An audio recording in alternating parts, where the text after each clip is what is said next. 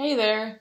Here we are for the sixth and final, for now, let's say, screencast in our series on how to use the lenses tool in Bodies and Structures 2.0.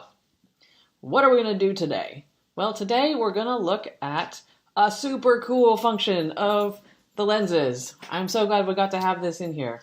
Now, if you've spent any time on Bodies and Structures 2.0, you'll know that all of the pages, every single part of this book is deeply interconnected with other parts of the book. And for that reason, it is so easy to go down a couple rabbit holes and get lost. And then, let's just say 12 hours later, because that's how cool this site is, you're like, shoot, there was this one page. Haha, which one was it? And you don't want to click through like every single page, right, to figure out what it was. Well, we have a tool for you. All right, so let's go ahead. We're going to go up to the compass menu here like we do, mouse down to lenses, mouse over to manage lenses, and click on that. And here we have our lenses editor. So first we'll add lenses like we always do. We've got lens, it's untitled. We'll click on the title to open up a new lens.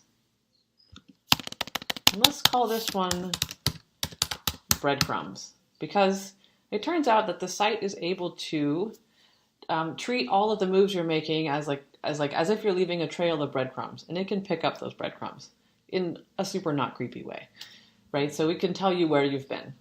So let's just make a list, and we'll go ahead and select items by type, all content, and then we're going to put a filter in. Add a filter, and we're going to filter by visit date. And you just pick how many hours. So let's say you've just been on the site for, let's say, 3 hours. So for 3 hours before now.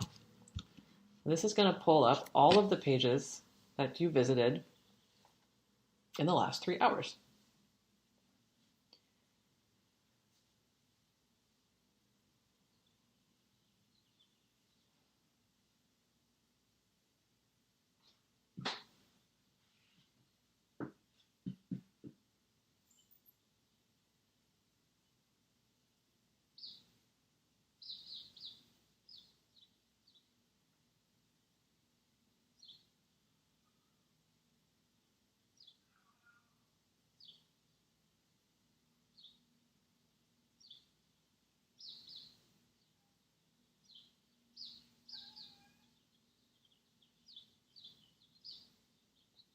Okay.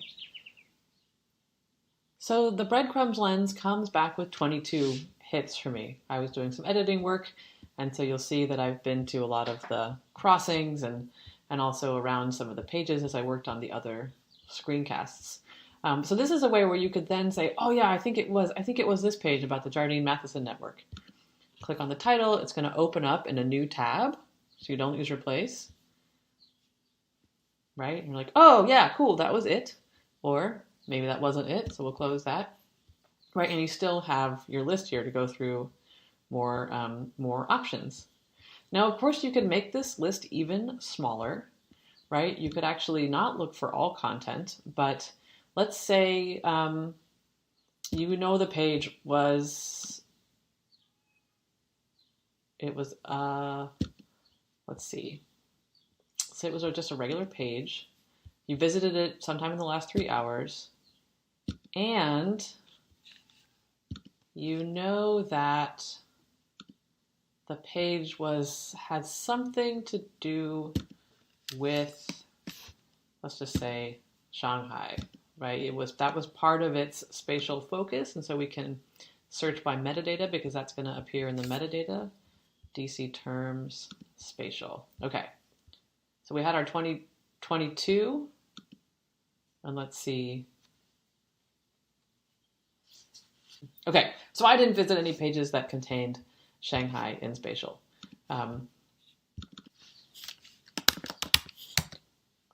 It's a page that had something to do with Paris.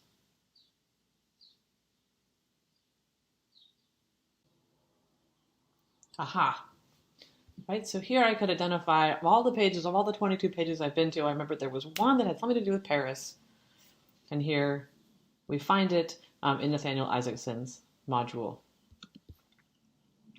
and click on that, and it'll open up, click on the title, it'll open up in a new tab. So this is how you can use what we call the breadcrumbs feature to go back through and pick up that page or set of pages that you wanted to go back to, but now you can't remember where in the heck you found them, right? And I'll just make a little note that metadata searches can take a little bit longer, so I've edited out the times that I was waiting, but be prepared to sometimes wait 30 to 45 seconds for the results to come back.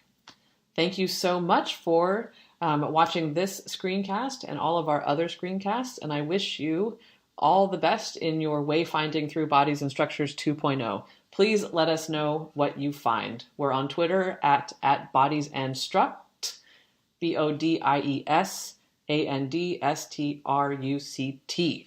Let us know what you find.